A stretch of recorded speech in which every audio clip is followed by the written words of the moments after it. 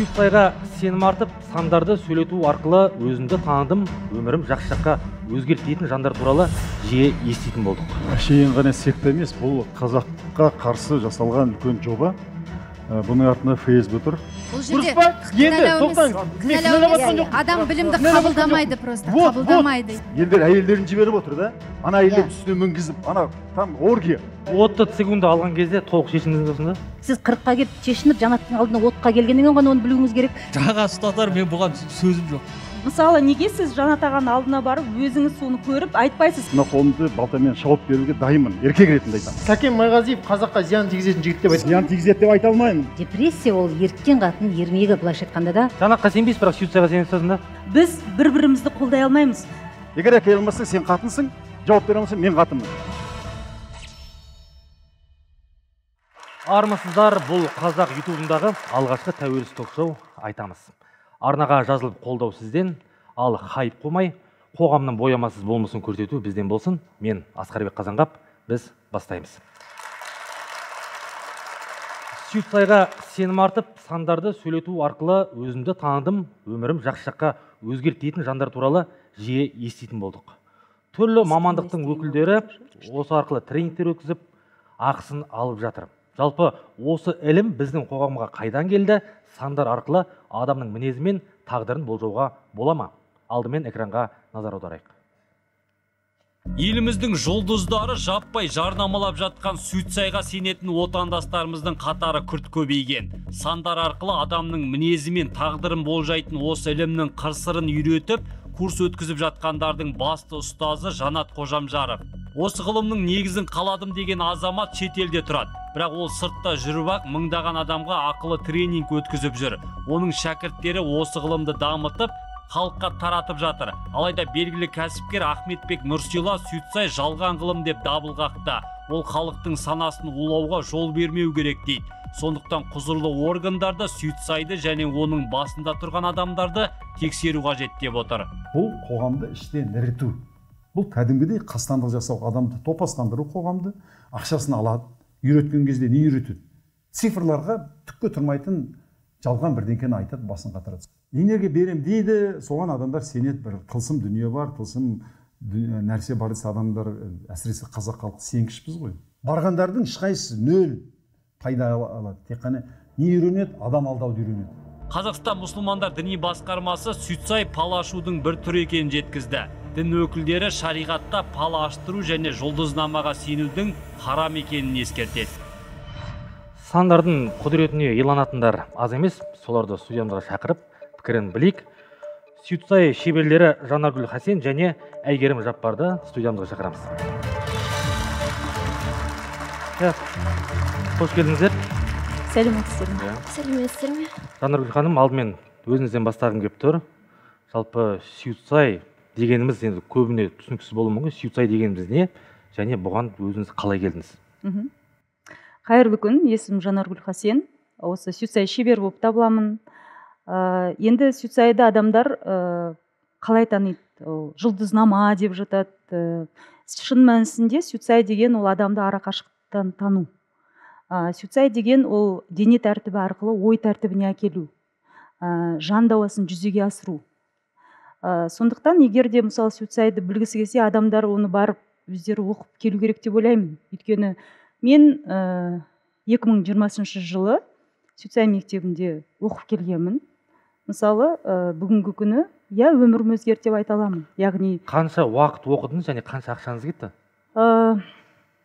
Базовый курс бар ол жерде, 6 күн оқыдық. Одан кейін 1,5 ай онлайн сопровождение бар. Енді ол кезде бағасы есімде жоқ, бірақ где-то 600 мыңдай төледім. 600 мың теңге, дұрыс па? Иә, дұрыс. Бірақ мен бүгінгі күні ол бағасы аз деп ойлаймын. Өйткені ол жерден адамның алары өте көп.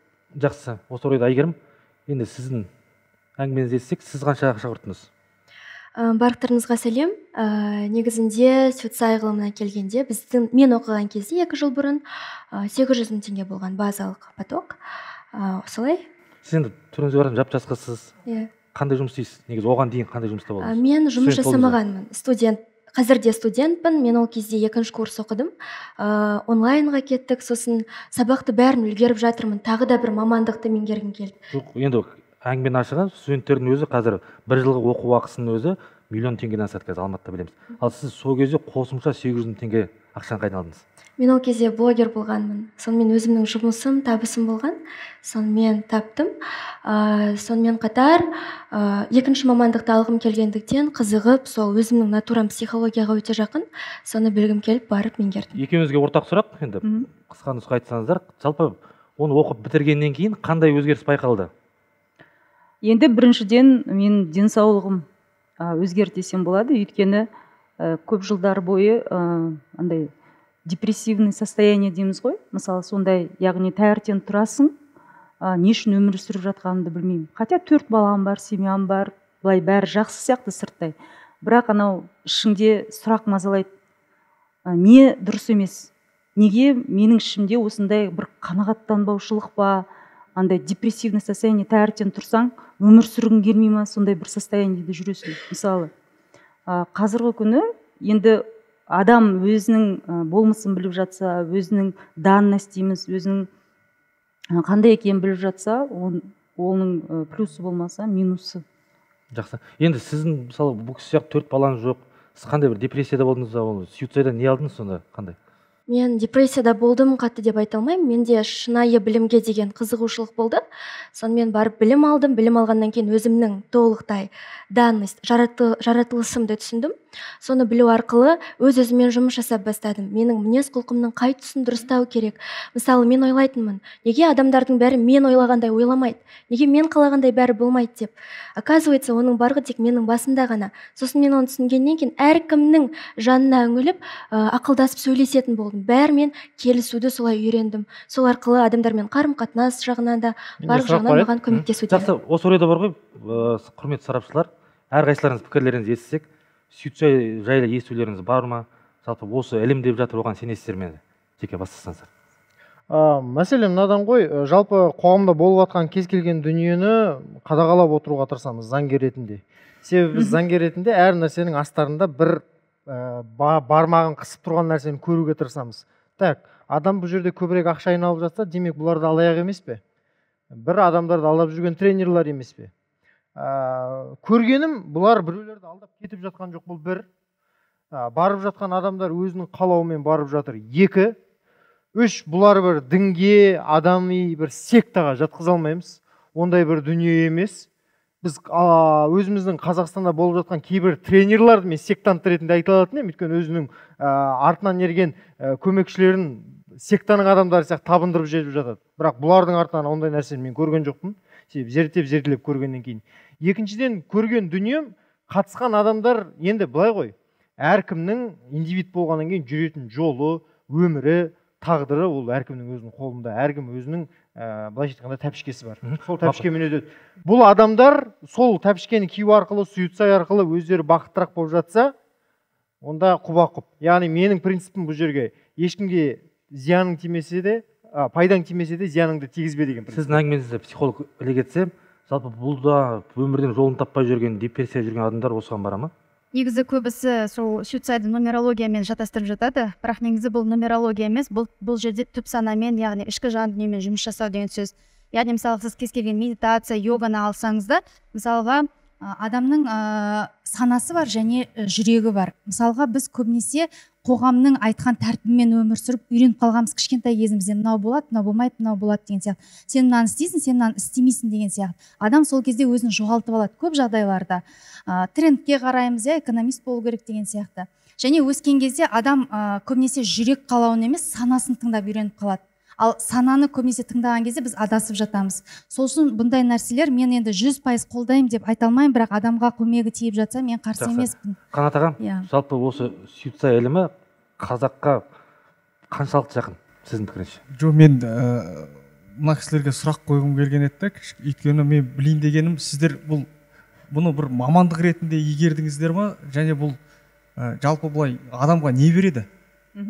Осын бір ашып айтсаңыз. Енді бұл суицидта басты ұстаным, басқа адамның жұлдыз болуына сен себепкер болуың керек. Мысалы мен, яғни бұл кезде мен өзімді ойламаймын, мен сізді мысалы жетістікке әкелу үшін не істеуім керек, мен соны ойлаймын. Неге өзіңізді ойламайсыз? Сіз өзіңіз депрессияда жүрген жоқсыз? Тұра тұрыңыз, енді мен одан шықтым ғой. То есть ұстанымды айтып жатырмын, ұстаным қандай? Бұл кісі маған сондай сұрақ қойып жатыр. Енді максималды альтурист болу ма сонда?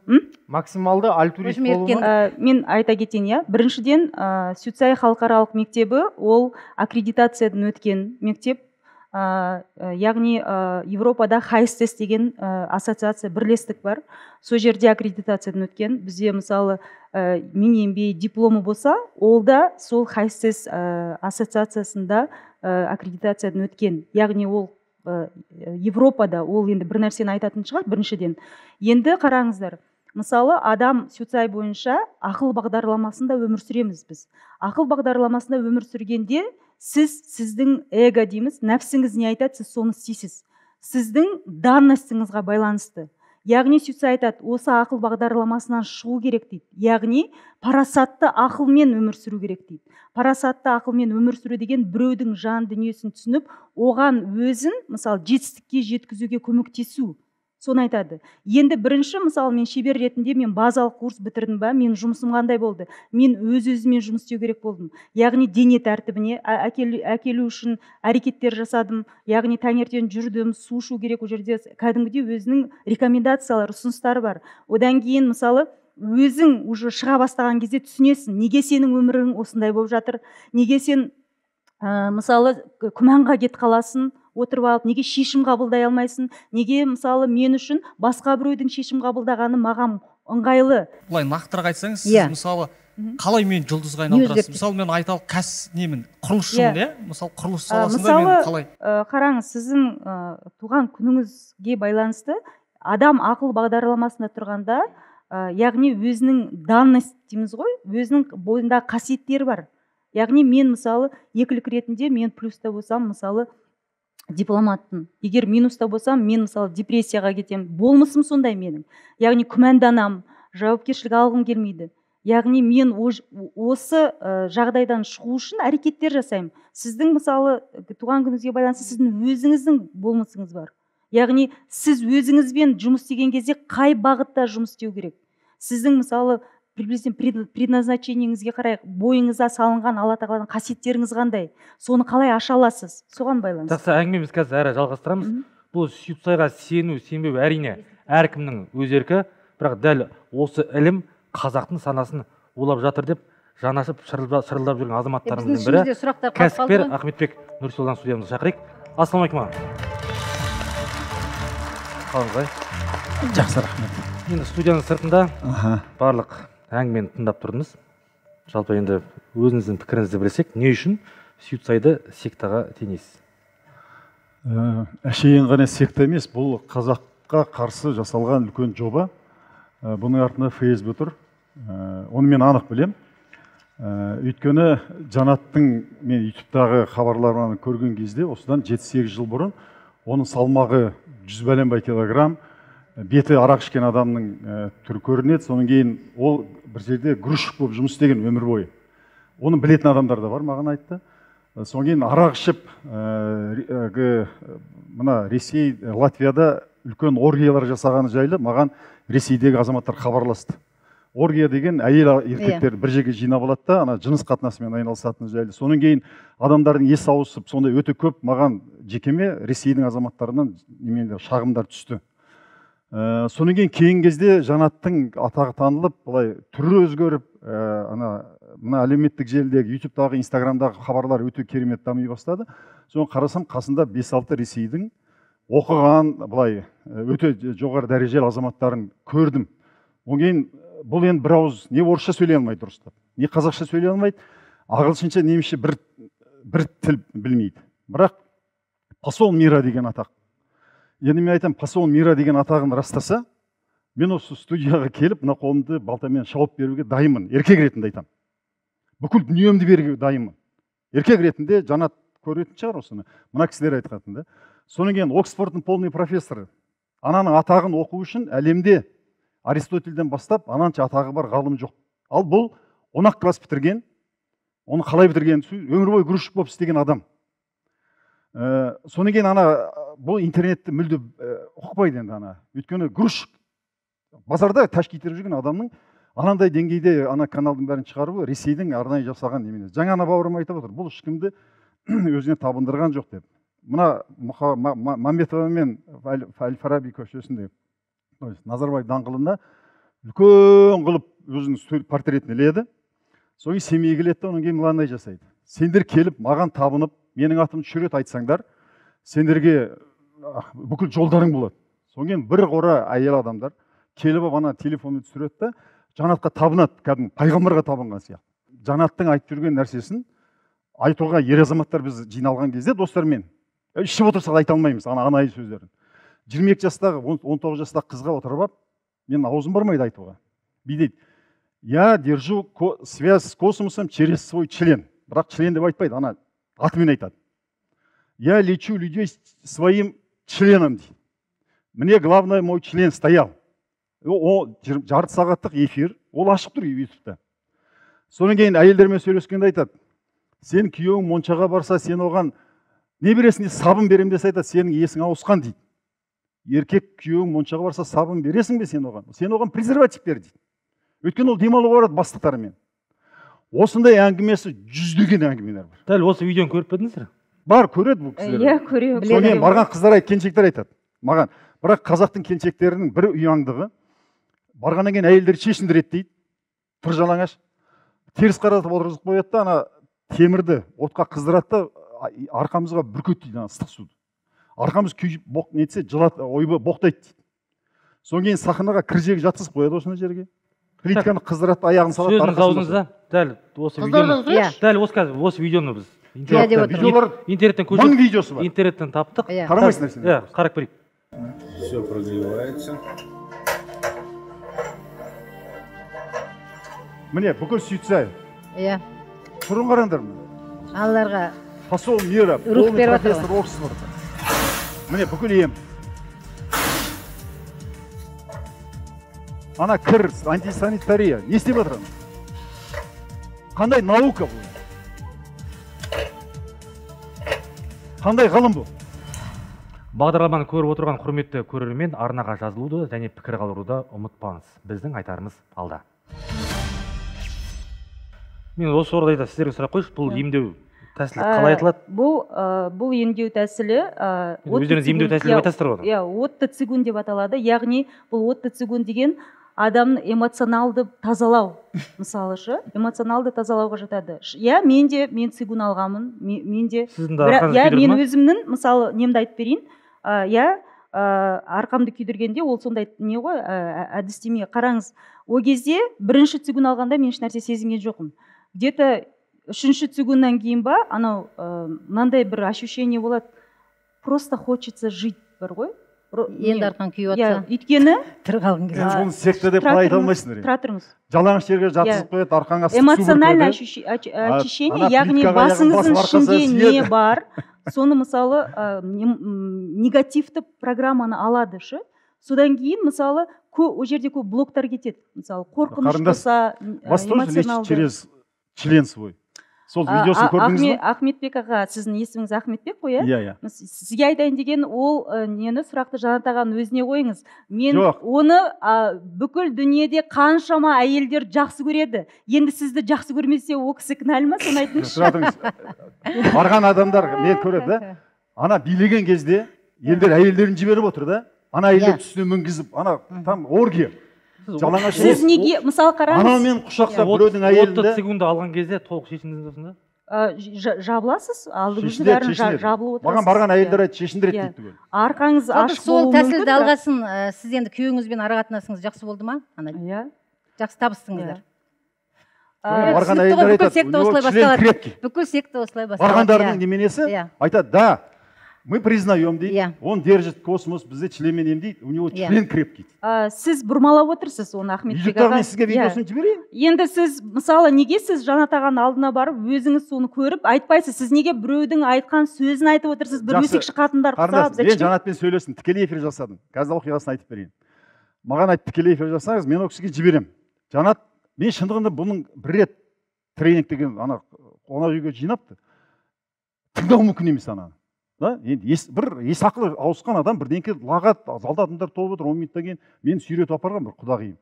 Содан кейін айтады, тікелей эфир жасаңызшы мынаумен деп менің жігіттерім. Содан кейін мен оған жазып жіберемін. Бәрі эфирде тұр Инстаграмда.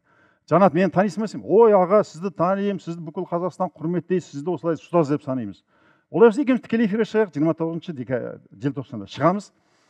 Шығатын кезде жарты сағат бұрын маған осындай табынушы әйелдер бар ғой, айтады. Жанат аға сіз жайлы айтып жатыр. Тыңдаңызшы дейді, тікелей эфирде. Оны 10 шақты мың адам қарап отыр. Тікелей эфирге қарасам, жаңа жерде менің жазған WhatsApp-ымды оқиды, ресторанда отыр, өңкей қыздармен, жас қыздармен билейді. Мынау Нұрсила деген алаяқ менің сөзімді көшіріп елге айтып жүрген тренер сымақ дейді. Прям тікелей эфирде. Маған айтып отыр, содан 1 минут бұрын мен сізді құрметтеймін, сіз азамат, сіз абайды анау сөйтіп. Онан кейін әңгімелегем жоқпын. Екеуміз тікелей эфирге шығамыз, онан кейін 29 күні. Соны айтамын, Жанат, анау сөйлескеннен айтамын, сен мені танисың ғой? Ой, сізді құрметтеймін. Кешегі айтып отырғаның не анау? Сен мені алаяқ, менің сөзімді көшіріп айтып жүрген бір лже бірдеңке деп айтын қойсам, ол менің приколым ғой дейді. Жақсы аға. Айтым, сен 60-қа келген адам қалай сен 200-лік мынау? Аға, жалпы енді нақты қандай теріс әсері бар деп ойлайсың? Теріс әсері бар деген бұл мынандай. 6000 адам оқытады Қазақстаннан, әрқайсысынан миллион теңгеден 6 миллиард ақша. Бүкіл командасымен жарай демалсын. Тенериев ең әлемдегі қымбат жерге барып, бүкіл командасымен демалады. Бірақ бұл әйелдердің психологиясын бұзады. Өйткені қасына ерген Омар Жәлелдің бүгінгі айтып жүрген мақалы ойнас қылда ұлтап, ұрлық қылда малтап. Басты идеологиясы айтады, мораль болмау керек. Мен жайлы ол 10-20 видео түсірді. Мынау Ахметбек, мораль, қазақша мораль деген ұят. Ұят деген, ар деген нәрсені жинап қой, қалай болсын ақша тап. Содан кейін мына шәкірттерінің бәрі, мысалы, жоғары білімді, психологияны бітірген 10 жылдық, 20 жылдық немелер 20-30 мыңға қабылдайды. Бұлар миллион теңгеге. Соған реклама қалай жасайды? Менің 5 күндік курсымнан өтесің, содан кейін мен ол видеоны көрсетемін. Жанат деп 3 рет айтасың дейді. Жанат деп менің шатынды шақырасың, менің бүкіл ілімім сенің миыңа кіреді, содан кейін миллион теңгеден адам оқытасың. Содан кейін 6000 адам қазір қазақты улап жатыр. Жақсы, мақұл. Сарапшылар, құрметті сарапшылар, екі түрлі. Мен айтып тыңдадық. Сұрақтарыңыз бар ма? Жалпы мен айтқым келеді, мысалы, енді сізбен примерно замандас шығармыз, иә. Осы депрессия деген адамдарды, мен әйелдерді түсінбеймін. Депрессия ол еріккен қатын ермегі, былайша айтқанда да. Яғни неге сізбен біз бірдейміз? Ол қазіргі жаңағы сүйетсай арқылы мен табыстым, сүйетсай арқылы мен елдерді білдім. Сол кезде осыға дейін сіз сөйлесе алмайсыз ба? Сіз елдерден табыс алмайсыз ба? Ана үйде тәрбие тал бесіктен басталған. Сіздің ауылға барыңызшы. Ауылдағы бір 80-100 жастағы қартпен апамен сөйлесіңізші, бүкіл депрессияңыз ұшып, бүкіл содан нәр алып, соның кезіндегілер сізге үлгі болып сабақ болады. Ал дәл сіздей жағдай, дәл менде қазір кішкентай әлдей бар, тағы басқа жағдай. Неге біз депрессияға түспейміз? Себебі біз әр адаммен журналистік сапарда, тағы басқада біреудің мысалы мұңын айтамыз, біреудің тағы басқасын, біреудің мына жаққа сол нәрсені жасап жүрміз. Суицид оқымай-ақ, ешқандай миллион нәрсе бермей-ақ та өзіміз. Себебі маған атамның айтқаны, көршімнің айтқаны, ауылда мен 7-ші сыныпта Алматыға келдім. Сол кезде 12 жастамын. Ал енді бар интернатқа барып оқуға түс, оқы, қайтадан онда қиындықтардың үйтпе, бүйтпе деп 12 жаста айтып берген. Неге сізге айтпаған? Сіз 40-қа келіп чешініп, жанаттың алдына отқа келгеннен ғана оны білуіңіз керек. Яғни сізде ішкі тәрбие ақсап жатыр. Өзімізде бір туыстық, немесе бір ақыл айтатын даналар жоқ болды-ау деп өзіңізден көрмейсіз ба? Оның бәрі осыны оқып, мысалы қазіргі көп нәрсе айтылып жүрген, тағы басқа суицид бір нәрсе, сандар арқылы, оның бәрі айналып келгенде әркімнің, мысалы мен Акстың де талай видеосын тыңдағам, өзіміз білетін, ішімізде біздің тұнып жатқан, бізге оны ең жақын адам кім сізге? Ол Жанат емес қой, ата-анаңыз ғой, сол ата-анамыз. Ол жоқ болса бауырымыз, туғанымыз, баяғыдан бері ол жаман болсын демейді ғой. Біз ауылдан оның бәрін, біз ілімнің бәрін алып, керісінше осы Алматыда өлмей, өшпей, жүріп жаңағы жығылмай, сүрінбей, міне, ол өзіміз ешқандай суицид жоқ. Ол Қазақстанда онсыз да біз қазір діни алауыздық, тағы басқа анауында топырлап жатыр да коучтар. Оның үстіне сіздер келесе суицид кіргізесіздер. Ең сорақысы, ең қорқыныштысы, ана өткендегі ана пирамиданы бастағандар бар ғой, бастауында 7 миллиард теңгені алып, китайский чай дегенсі. Чиатай. Солар 138-ші қаладағы жаңа гимназияға барып, сол жердің оқушыларымен, директорымен кездесіп, кәдімгі фотолар бәрі жүр. Жаңағы суицид ілімін сіздерге түсіндіреміз. Жас жаңағы мектеп бітірушілер, оқушылар өзінің мамандығын таңдасын деп, олар білімге плавно кіріп кетті. Мысалы бізде бір кезде ана жаңағы дінімізде сөйтіп бұзылған кезде кіріп кетіп еді ғой, оқушыларды шығарып ана жаққа біреулермен кездесіп, ол қандай әлі сіз білмеген, біз білмеген қоғам қарсы. Мысалы мен қарсымын елімізде осындай суицидтың ашылғанына. Мен Қазақстан азаматтың республикасы Алматы тұрғыны ретінде Алматыда суицидалықтардың жүруіне қарсымын. Онсыз да біздің оқыңыз, кітап оқыңыз. Момышұлын оқыдыңыз ба? Кімді оқыдыңыз? Қазақ әдеби кітаптарынан. Сіздерге айтып кетейін. Жоқ, сіз менің сұрағыма жауап берсеңізші. Менің 3 жоғарғы білімім бар. Иә? Ол еш нәрсе. Тұра тұрыңыз. Енді сіз жаңа айтып тұрсыз, сіз оқымағансыз ба, сіз әке-шешеңізді, үйде 7-ші баламын. Иә? Енді мені ата-анам мысалы уже 40-тан асқаннан кейін туған. Яғни ол бір нәрсе айтатын шығар. Кіші қыз, мен үйде менмін. Енді мен тәрбие көрмедім деп айта алмаймын. Өйткені қазақтың семьясына, өзінің семьясына байланысты тәрбие береді. Ол ананың сүтімен келетін нәрсе, әкенің іс-әрекетімен келетін нәрсе. Енді қараңыз, депрессиядан ешкім не застрахован, былай қарасаңыз.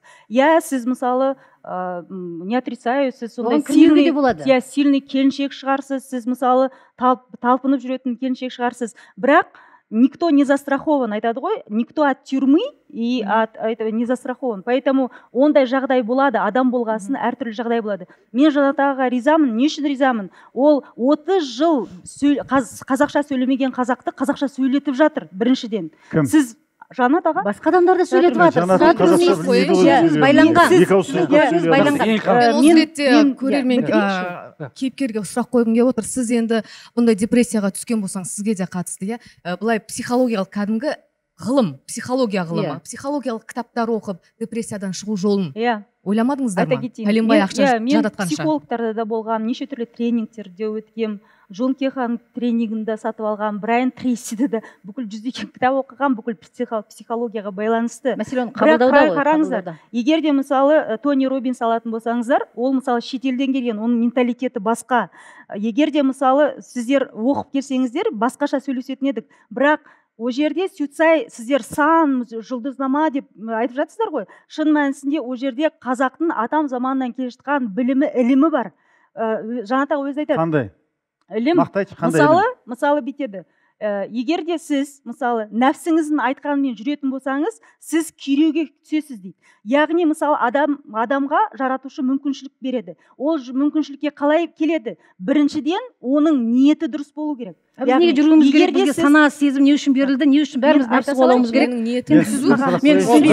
Осы жерде мен нақты айтып берейінші. Неге мен бір негізі өте қатты дінге жақын, қазақилықты қатты жақын адам, мені оқитын адамдар, білетін адамдар білет, заңгер ретінде нағыз қазақи заңгер жігіт деп. Бірақ суицид ілімін зерделеу мақсатында қатты ұнаған бір дүниесі болды. Сіз айтып отқан бағанағы дүние, барып мектепке неге кіріп кетті екен деген. Бізде жастар арасында, жастар ғана емес, үлкендердің арасында өте үлкен жайылып кеткен бір проблема бар. Ол қандай проблема? Бізде грант үшін оқиды, әке-шешесінің айтқаны үшін оқиды, өзінің қалаған мамандығы, басқа дүниелер үшін адамдар оқи алады. Қаншама мықты философ ғалымдардың айтып кеткен дүниесі бар, адамның бақытты болуы үшін ең не? Бірінші, өзінің жұмысын сүю керек екен да. Өзінің жұмысын, өзінің істеп жатқан ісін сүю. Болмаса, соңғы кезде айтып жүрген Марғұлан ағамыз, икигай, өзіңнің кайдзен планирование, өзіңнің неңді қалаған нәрсеңді барлығын дұрыс жасауға келтіру, тоқтамға келтіру деген сияқты дүние. Бұл суицид ілімі де сол нәрсеге негізі алып келіп жатқан дүние. Бұл жерде анандай медальдің әрқашан екі жағы бар. Пышақпен адамды өлтіре аласың, нанды да турай аласың. Біз нан түсінуіміз керек. Біреулер бұны дұрыс пайдаланып, шынымен де балалар бар. Осы ілім арқылы, значит, мамандығым бойынша мен осы нәрсені істей алады екен. Мынаған психологиям келеді екен. Ол рас. Кейбір адамдар жай ғана қауіпсіздік органдарында істей алмайды. Кенесарының рухын алып, ана әйелдің атын өзгертеді. Атыны Сәуле деп атын қояды да, Кенесары ханның қызы деп айтады. Бұл қалай дегенде айтады, мен ана Ленинградқа бардым. Ана бақытпен шатасып Алихан жоқ, Қожамжар, Жанат Қожамжардың видеосын қарап, дейді. Кенесардың немеге барды Эрмитажға, Құран оқыдым бір ай бойы, соңын рухын алдым да аруағына кеп, мына Сәулеге қондырдым дейді. Енді сенің атың Сәуле, Кенесары ханның қызы. Ана қыз келеді да, оң халықты жинайды, мен Кенесары ханның қызымын. Оны суицидқа қандай қатысы бар оның? Мен де білмеймін. Ол айтады, ол Жанат жасап отыр ғой, суицид. Аға, сіздің айтып отқан дүниеңіздің барлығы дәл қазір ренжімеңізші, Жанаттың жасап отқан әрекетіне қатысты. Жанат бүйтіп жасапты, Жанат сөйтіп жасапты, YouTube-тан мен осыны көріп алдым, оның жеке басына қатысты айтылып жатқан дүние.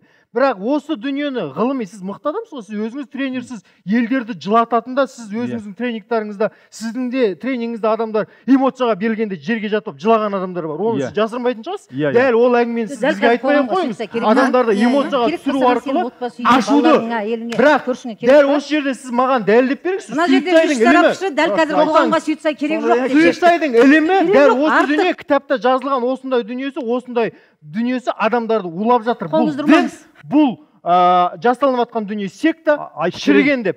Бір адамның дүниесі басқа. Мүмкін мына қыздардың ниеті дұрыс шығар. Ол Жанаттан оққанмен, олар Сүйітсайды шынайы дұрыс түсініп, адамдарға өзін табуға тырысып жатқан шығар. Неге әйелдер сояққа барады, осы сұрақ пайда болады да?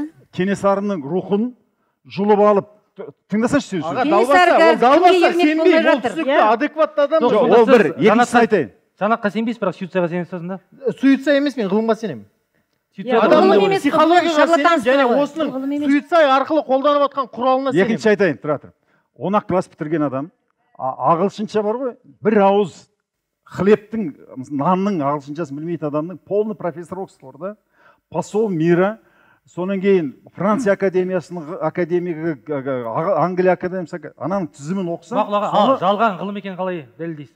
Жалған ғылым екенін, ананың бәрі бар ғой, өтірік екені бір. Екіншісі, ғылым деген лженаука бар. Физика, химия, биология, ол бәленбай мың адамдардың бәленбай мың жыл бойы қалыптасқан ғылымы.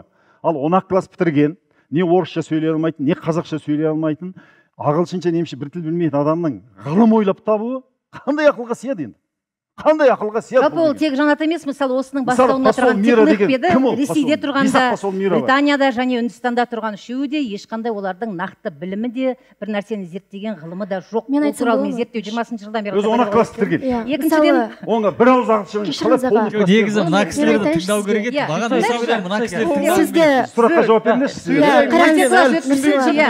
Мастер-класс өткізіңізші мені. Полный профессор Оксфордға сенесің бе соған? Әрине, өйткені сверхобъективный реальность деген нәрсе бар. Оның барлығы документально бекітілген. Мысалы, сізді Нұрсила аға, Жанат аға сізді шақырды. Ахметбек менің атым, иә. Иә, ой, Ахметбек аға, кешіріңіз. Сізді осы ақпан айында оқуға шақырған болатын. Бәрін өз көзімен көрсін, не екенін білсін деп. Ал сіз оған барған жоқсыз. Егер сіз оны көрген кезде, Жанат Қазақстанға келмейді, Қазақстан заңын бұзған.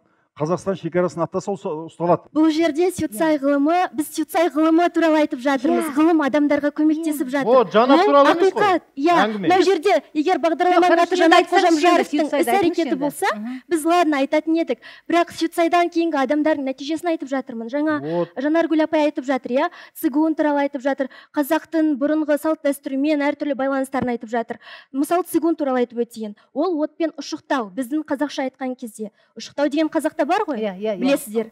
И сумен адамды ұшықтап жатыр. Неге сіз Сүйітсай арқылы деп отырсыз? Оны сіз бала кезде көрген жоқсыз ба? Ауылда бала кезде кез келген бала нетсе, мен ондайды көрмеген. Біреуге ұнайды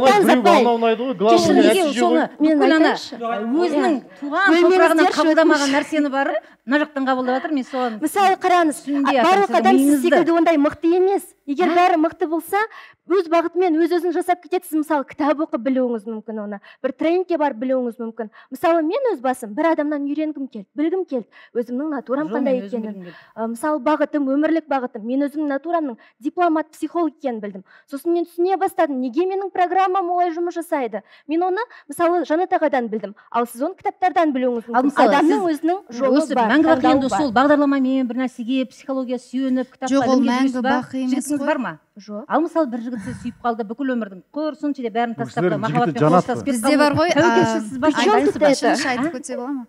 Бізде мына тәтелерді тыңдасақ бар ғой. Психолог тыңдап жек қазір. Апа тәтелер тыңдасақ, жастарда, әйелдерде, келіндерде жаңағы депрессия деген құтырғанның белгісі деп айтып жатады. Шын мәнінде біріншіден әйел 4 бала туып отыр. Бұл әр әйел үшін оңай дүние емес. Сондықтан да мүмкін үйде отырып қалған шығар, мүмкін бір жаңағы ортасы болмай қалған шығар. Сол кезде әйел адам өзіне бірдеңе іздей бастайды. Я психология, я жаңағы Сүйітсай болсын, тағысын. Яғни өзіне ұнағаны Сүйітсай болды, яғни тапқаны Сүйітсай болды. Сол үшін егер ол адамға ұнайтын болса, оған көмектесе алса, егер ол сол арқылы депрессиясынан шыға алса, ол балаларына жақсы ана бола алса, жақсы жар бола алса, бұл жерде бір қатып қалған қағида жоқ та. Әрине не алды деп жатырмыз енді. Мен енді айта кетейінші. жоқ мына кредит кісіге алады. қатысты Да, миллион теңге кредит алып, содан кейін жолы бар. 2 миллион теңге ақша береді. Барған кезде не деп ал сұрайық өзіне, мүмкін бұл кісі кредит алмаған шығар. Сіз мен кредит алған жоқпын. Маған шеген әйелдер айтады, міне 1 миллион кредит алдық, жолымыз, қонақ үйіміз, 2 миллион кредит алдық, барған кезде бізге бүйтіп айт дейді. Мына ілімді аласың, содан кейін адам оқытасың. Әрқайсынан 100 мың теңгеді аласың, бір аптада ақшаңды шығарып аласың. Солай үмітпен барады. Ахмет аға, сізге сұрақ, ренжімеңізші, ауыр айтты демеңіз. Маған сіздің үстіңізден арыз жазып, осы Ахметбектің оқуына кредит алып бардым, атамның басында үйренген жоқпын деп ренжіген адамдар тобы болды. Сіз оны жасырмайсыз. Сіздің де Аламанбет, Атаманбет тренингіңізге талай адам қатысып, соған кредит алып қатысып, бірақ дымда үйренбей шығып кеткен адамдар бар. Бұл жерде кінәлау адам білімді қабылдамайды, просто қабылдамайды. Сіз өзіңіз түсініңізші, сіз өзіңіз жүргізіп отқан дүниеден сізде айтуыңыз мүмкін. Мен барынша бергенше бердім, тырыстым, бірақ адам өзі аламады, қабылдамады, қадалып қалды, кредитін төлей алмай қалды. И что, это оның проблемасы деп. Ана жаннатта сізге солай айтылады ғой. Просто мен мынаны айтқым келеді. Біреуге деп темекі шегіп тұрып, ей, темекі зиян, сен темекі шекпе деп айта алмайсыз. Өзіңіз бірінші темекі шекпеңіз, сосын темекі шекпе деп айта аласыз. Мына қыздардың айтсаңыздаршы, нәтиже жайлы сөздер жатқан жоқ. Енді сіз сөйлебеңіз, сондаймыз. Егер де сондай адамдар болса да, ертең сол адамдарды алып кел арызымен. Егер әкеле алмасаң, сен қатынсың, жауап бере алмасаң, мен қатынмын. Жақсы ма? Ол бір. Екіншісі. Ал не болды енді? Елге қатын деуге мастер екенсіз просто. Енді жігіт болсаң, дүйсенбі күні кездесейік міне. Жігіт болсаң, причем тут жігіттің аргументированно сөйлеп жатырмын да, мен сізге аргументированно сөйлеп жатырмын. Сен сөзіңе жауап беруің керексің. Мен сөзіме жауап беремін, еркекпін. Сен сөзіңе жауап бер. Екінші, Жанаттың бұл қоғамға үлкен қауіптілігі да, тренингтерін қарасаң, бәленбай қыздар жинап алған, содан кейін өзіне табындырады. Мен видеосын берейін да. Далаға шыққаннан кейін шөлет менің атымды атайсыңдар дейді. Алматыға үлкен портретін ілепті, шымба, қыздар келіп соған табынады. Енді айтсаңыз, жоқ, олай видеосы тұр ғой.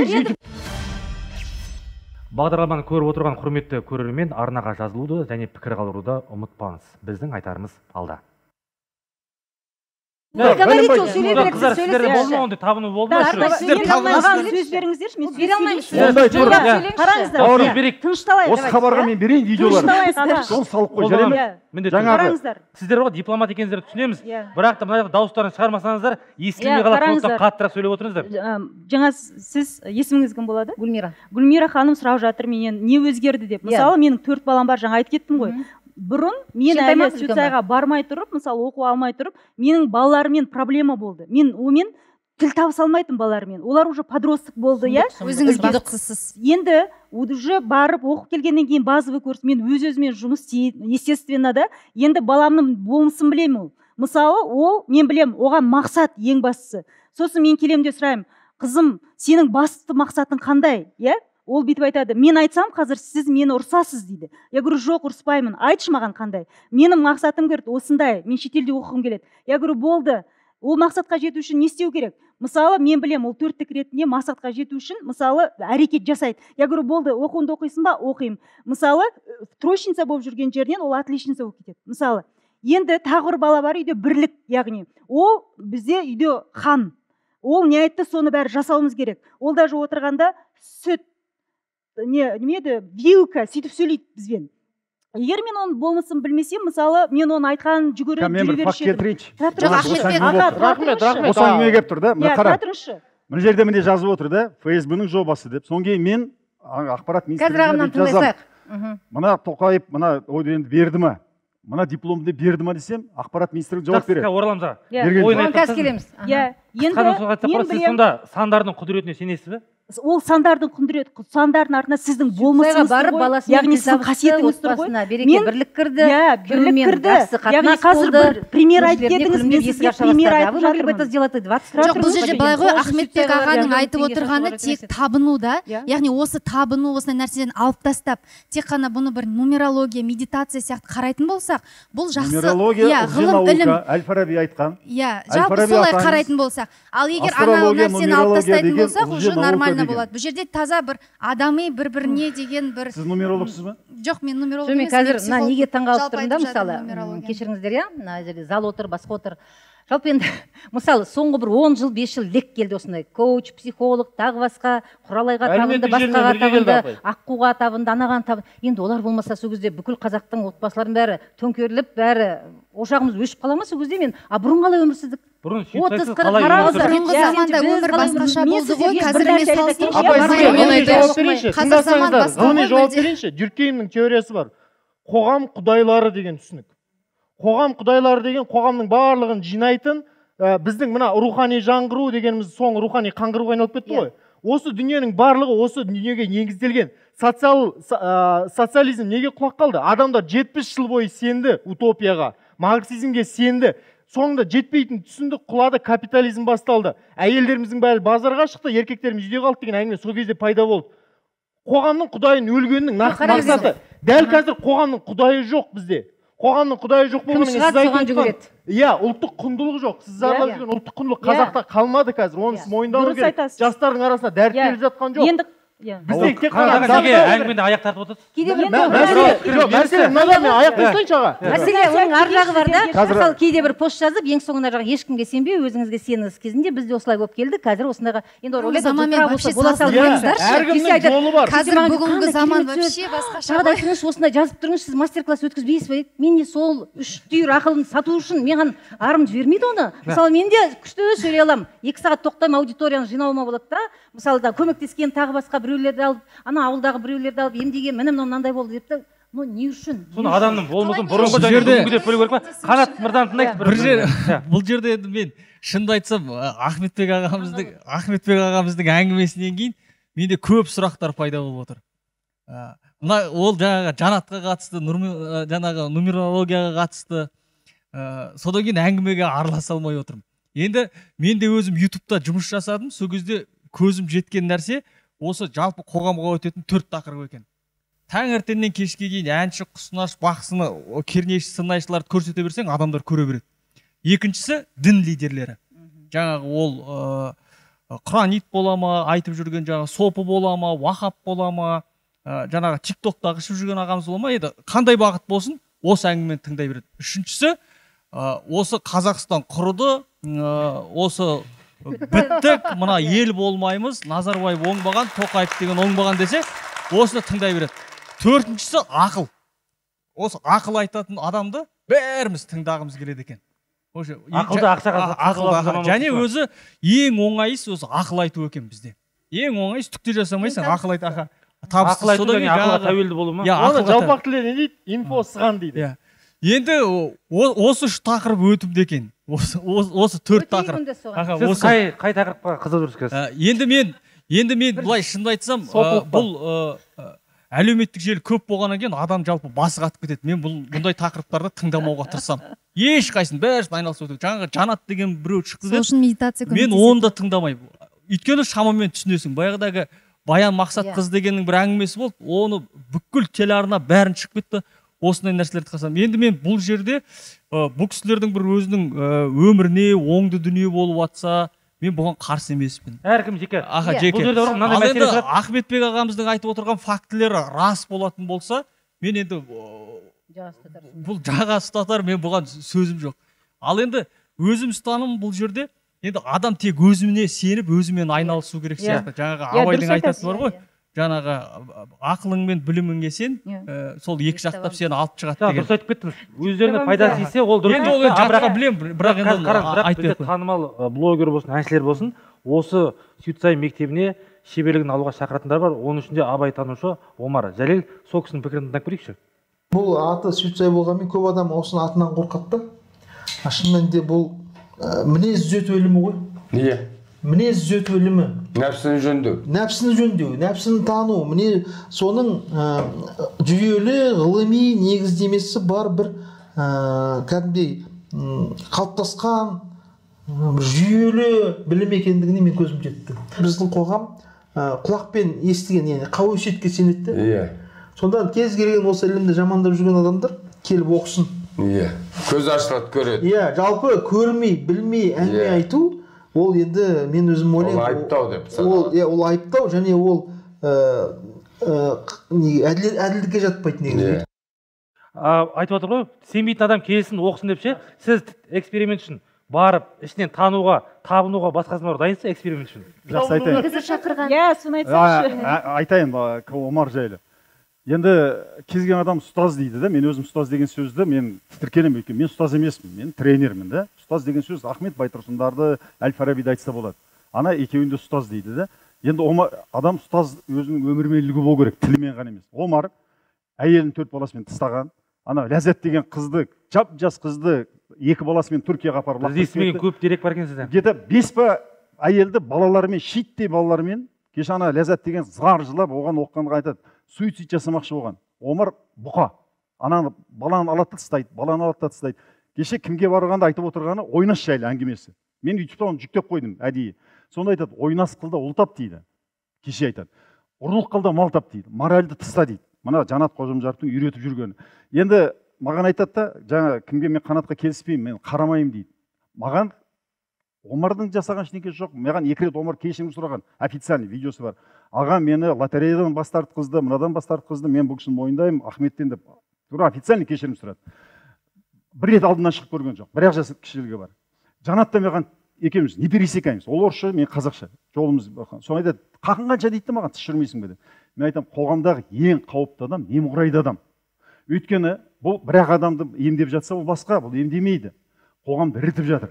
Баян Мақсатқызы, ана Сәкен Майғазы, Ләйла Сұлтанқызы, Динара Сәтжан, бүкіл Бамон соның рекламасын жасайды. Жаңағы Иә, Жанаттың, бүкіл Абай, мына Омар Жәлелден бастап. Енді андағы айтып жатқан адамдарыңыздың ішінде кім, бірақ Сәкен Майғазиев қазаққа зиян тигізетін жігіт деп айта алмаймын. Зиян тигізеді деп айта алмаймын, бірақ Омарды, Жанат суицайды соның отырды. Қолдап жатса, реклама жасап жатса. Гүлмира ханым, осы айтылған азаматтардың көбісі сіздің жақын досыңыз. Динара Сәтжан, Ләйла Сұлтанқызы. Жарнамалауын қалай қабылдадыңыз? Фейсбукқа жазам. Айналайындар. Дәл осы суицайды жарнамалаған өзім көрмеппін. Дәл осы суицайды қазір сіз атап өткен адамдар жарнамалағанын көрмеппін. Басқа бір неше түрлі нәрселерді жарнамалап жүргенін көрдім. Мен мысалы бүкілін жарнамалаған. Жарнамалаған адам қалған жоқ. Мен айтайын.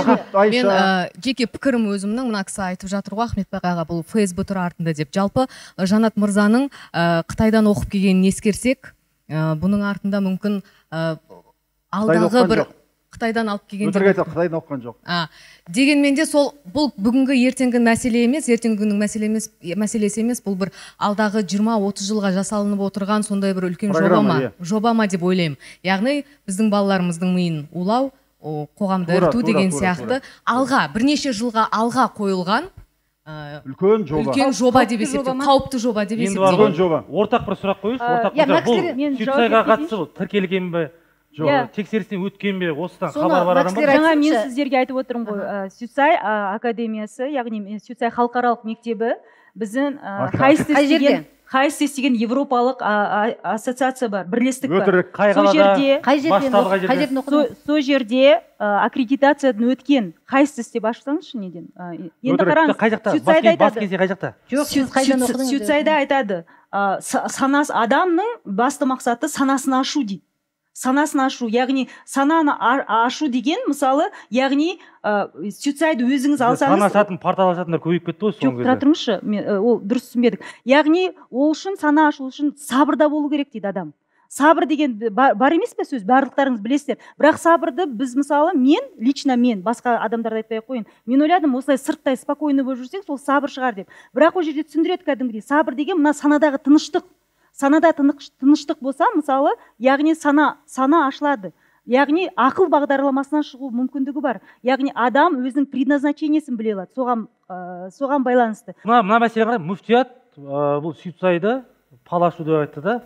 Сондықтан одаққа келмеу шартқа ресми түрде мәлімдемесін жасады. Енді осыған қатысты не дейсіз? Мен мынаны айтайын. Ал енді сіздердің мысалы Жанаттан басқа жалпы суицидың лидері кім енді? Әлемдік мысалы ең бетбұстар бастаған кім? Бірінші ол ресейлік керек емес, ол туралы мен оқып шықтым, ол өтірік, оны мен көрдім. Асылбекбаев бізде Қазақстанда. Жоқ. Кім керек? Жоқ, қазақстандық емес, енді әлемде осыны ары қарата ілім ретінде таратушы. Жалпы қай жақта кім?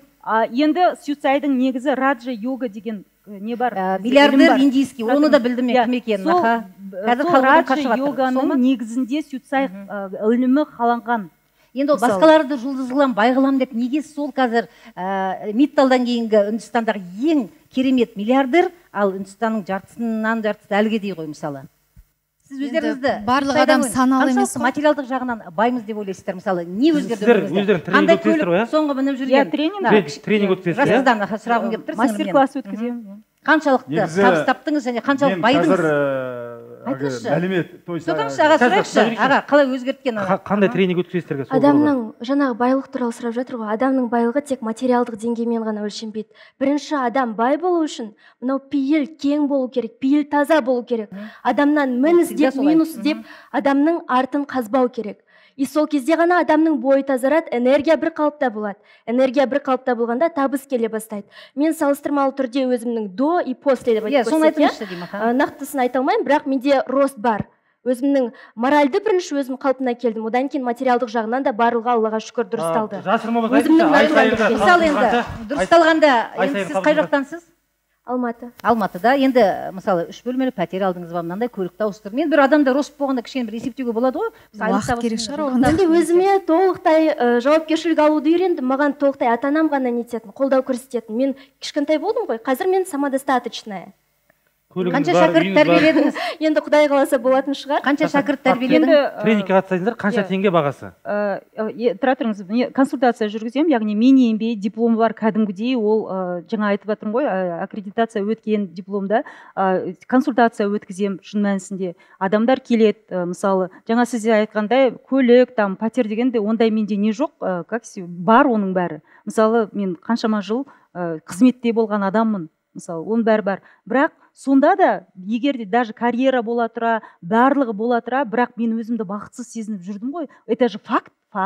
Яғни осы арқылы, өз-өзімді тану арқылы мен бақытты болдым ба? Яғни балалармен қарым-қатынасты дұрыстадым. Мысалы, суицид айтады, 4 мақсат бар дейді. Бірінші, моральды қарым қатынас, яғни сен жан-жағындағы адаммен қарым-қатынасты дұрыста дейді. Бірінші очередь сен балалармен, жолдасыңмен, ата-енеңмен қарым-қатынасыңды дұрыста дейді. Сол кезде сен жетістікке жетесің. Жаңа Әйгерім айтып кеткендей, бірінші ниет дұрыс болсын, пейіл дұрыс болсын дейді. Сол кезде сен рухани байлыққа келесің. Егер бала 5 жастан жақсы пейілі дұрыс емес адамға еш нәрсе бермейді, бәрі пейілден. Бүгін біздің жинаудағы басты мақсатымыз осы уақытқа дейін әлеуметтік желіде сіз жаздыңыз бір алаңға жинап әрқайсының пікірін тыңдайық дедік. Бұны көрген көрермен өз ойын қорытатын болар. Сарапшылардан бастайық. 90 сөздің тобықтай түйіні қысқа нұсқаға өз ойларыңызды айтып кетсеңіздер. 90 сөздің тобықтай түйіні Қазақстанға бұған дейін миллион ілім келді, миллион түрлі нәрселер болды. Бұндай дүние бола береді де. Пока біз өзіміздің ұлттық, сіз айтып отқан идентификациямен жұмыс жасайтындай адам сияқты шынымен де рухани жаңғыратын бір нәрсе істемесек, бұл дүние бола береді. Екінші дүние, болып атқан дүниелердің барлығы жаман, жеке бір адамға қатысты бір жүйені жамандауға болмайды. Бірақ ол беріп атқан жүйе, келіп атқан дүние кейбір адамдарға өзінің пайдасын беріп ататын болса, және ол жұмыс жасап ататын болса, оны бірінші зерттеп біліп, ары қарай қорыту керек. Ал айтып отқан сіздің мәліметіңіз шынымен де солай болатын болса, бұл ФСБ-ның проекті и так далее деген сияқты сорыс Қазақстанға мен қалай жеке өзім қарсы шығып, сол нәрсені Қазақстанда жаптыруға тырыстым, мен өзім осы нәрсені сізде Қазақстанда жаптыруға тырыстым. Егер шынымен бұл ФСБ дәлелденетін болса. Егер бұл ФСБ-ның проекті болып жабылады, шынымен дәлелденсе. Рахмет. Айдахан. Жаңағы Стив Джобстың осы бүгін ғана бір хатын оқыдым да, өлер алдында жазған хат екен. Жалпы адам өлген кезде нені түсінеді екен деп. Ол адам айтады, балаларыңызды еш уақытта бай болуды үйретпеңіздер дейді, балаларыңызды бақытты болуды үйретіңіз дейді. Бізде енді көбінесе ол жерге әйел адамдар барады ғой, әйел адам кішкентай кезінен қазақ салтында қалай өсіреді. Енді плюстары да минустары өте көп, жаңа салт дәстүр туралы айтып жатыр. Бірақ та әйел адам депрессияда болған кезде ол ешқандай салт дәстүр ешкім сөзіне қарамайды, оған өте қиын болады. Сол себептен басқа да бір себептер іздейді.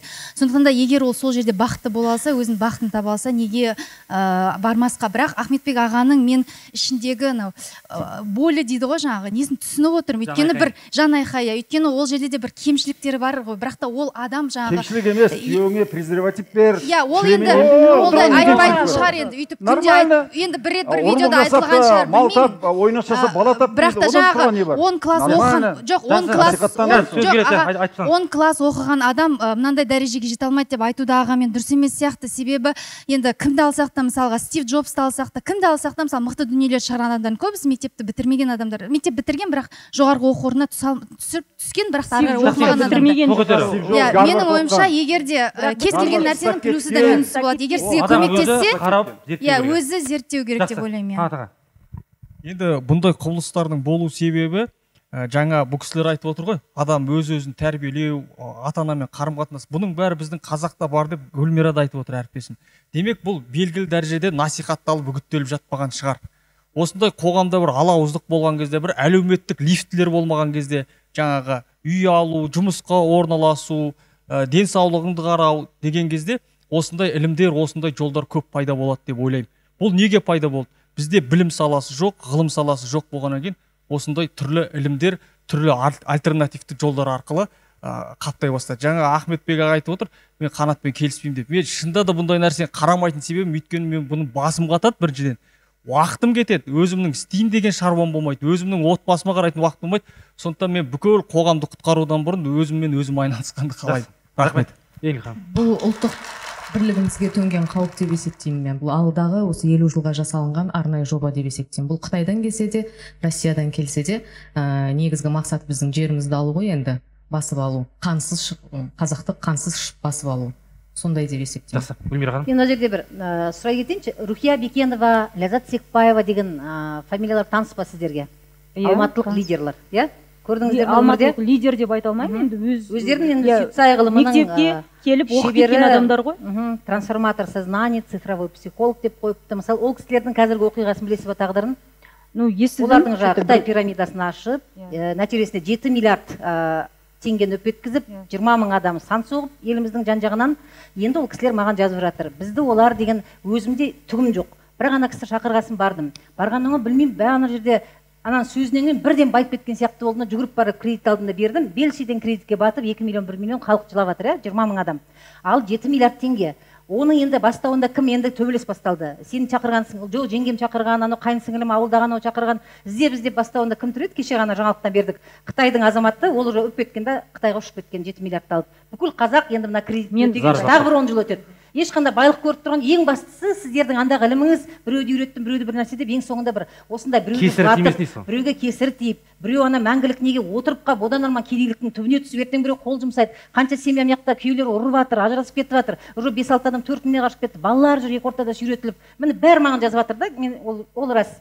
Оны өзім алдында да пост қойып жазғам. Сондықтан осындай ең соңында сіз мысалы қазір әдемі байтам, мына жақта ашам, бүйтем деп білмейсіз ғой. 2 жылдан 3 жылдан наның кесірі тағы біреулерге тиіп, ең бастысы халық жылап қалмасын.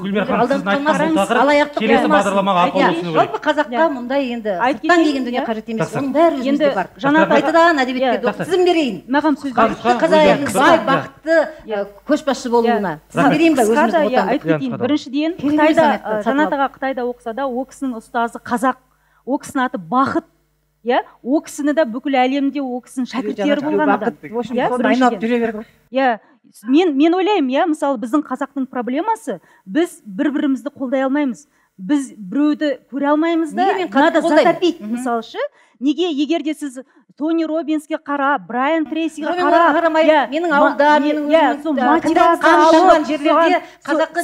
сізге сөз бердім, сіз маған сөз беріңізші. Менің табынатым бір тамаша. Солай болып жатса, соған табынып жатсаңыздар, сіздер неге соны нете алмайсыздар? Қазаққа той емес, қазақтың өзі дос қой. Қазақтың арасында шығып жатқан осындай азамат сізді бақытты болуды үйретіп жатса, оны ғылым ретінде мысалы сіздерге беріп жатыр. Регистрациядан өткен, заңды түрде бүкіл жерде регистрациядан өткен болып жатса, яғни заңды түрде неге оны біз қолдай алмаймыз? Сіздің қысқа пікіріңіз. Жалпы Жанат ағаның үнемі айтатыны бар. Кез келген бір ситуацияны адамнан бірдеңе естіген келсе, көрдің ба или естідің бе деп сұрау керек. Не үшін? Өйткені адам көрген кезде ол шынымен де ол объективті реальность. Енді сіздер көрген жоғарғы лидерін через себя өткізген кезде, өйткені ол өсек, ғайбат, сондай секілді жаман іс-әрекеттер. Сондықтан бұл жерде білімді алып келіп отырған Жанаргүл ханым екеуміз, ал сіздер оны көрмегенсіздер. Көрмей жатып, ол туралы жаман нәрсе айту. Себебі біз одан жапа шеккендерді көріп жатырық. Міне жапа шеккендер келіп жатыр. Бұл мәселені бұйырса келесі бағдарламада талқылайтын боламыз. Ахмет тоқтық өтерін айтсақ, бізде жақсы. Мына екі қарындасымыздан дұрыс сөз естідім. шындығын айтқанда бұл күлкі емес.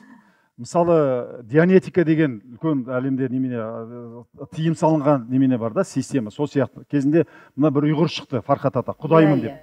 Соған бәлемай мың адам бар. Бұл аз ғана қазақты іріктетін. Мен осы жерге келген кезде мен ойлағам, сабырлы болайын деп. Бірақ маған келіп кеткен бір түйір жеке басыма ешқандай қасіреті тиіскені жоқ. Бірақ менің елім, халқым үшін, мысалы, ауылымның қасынан өзен ағып жатыр. Біреу соған ана қоқыс тастап жатса, менікі емес деп тұра алмаймын ғой. Ана ауылдан бүкіл ауыл су ішеді да. Мен шырылдап жатқаным сол. Менің бала шағам, немерелерім бар. Мына жаңа ана қарындасым айтты ғой. Қанша семья суицид болып ажырасып жатыр. Мен қазір бауырым шешкеттегі семьясымен ажырасып кеткен. Құдағилар етпейді, осындай кредитке кіргізген, 7 миллиардқа кіргізіп отыр. Мыналарды кіргізеді. Бұл, мысалы, бір кісіні сабап кетсең, бір кісіні байқамай қақып кетсең, сотталасың. Ал бір мыңдаған адамның отбасын ойрандап жатыр. Кітапханаға бармайды, мысалы, иә? Осы әйел адамдар мыңдаған отбасын ойрандап жатыр. Өз шетелде жүр, Қазақстанға келе алмайды. Бірақ ешкім мяу деп ештеңе айтпайды. Біз айтамыз, менің қара басыма тиіскен жоқ. Маған тиіспесе болды, мен тыныш отырайын. Бұл болмайды. Өзің үшін ғана жұмыс істесең, өзің үшін оттаған хайуансың дейді. Адамдардың қарызы үшін жұмыс істесең, Алланың сүйген қолының бірі болады дейді Абай. Егер еліміз, жұртымызда бірау сөз айтпасақ, біздің азаматтық қадіріміз қайда? Енді бұл бағдарламадан әркім өз үшін ой түйер. Осымен бағдарламамызды аяқтаймыз. Білімдіден шыққан сөз талаптыға болсын кез, нұрын сұрын көруге, көкірегінде болсын көз. Білімді болайық, ғылымға ұмтылайық. Бұл қазақ ютубындағы алғашқы тәуелсіз ток-шоу айтамыз, біздің айтарымыз алда.